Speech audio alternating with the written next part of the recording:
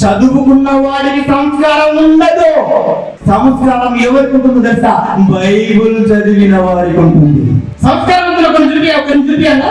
మహనీయుడు జీసస్ అండి, మా అన్నయ్య అండి, నా కోసం ప్రాణం పెట్టిన యేసండి, ఒక పెద్దన్నయ్యండి. ఆయన సంస్కారవంతుడు. ఏ పాఠశాలలో చదువుకున్నాడు చెప్పాలి?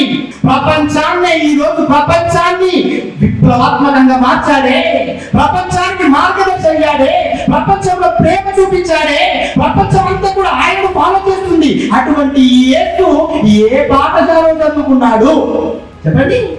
ఎక్కడ చదువుకోలేదు. అందుకేంటి బైబుల్ సకల శాస్త్రాలను తలదన్నేది బైబుల్. ఈ బైబుల్ను పట్టుకున్న మీరు రోషము గల ఈ పౌరుషముతో గొప్పగా ఉన్నతంగా బ్రతకండి. ఇప్పుడు నమ్మిన మీరు, ఈ మాటలు విన్న మీరు మారిపోవాలా? మారిపోకూడదా? మారిపోవాలి. ఎలా మారిపోవాలి? దైవానుగా.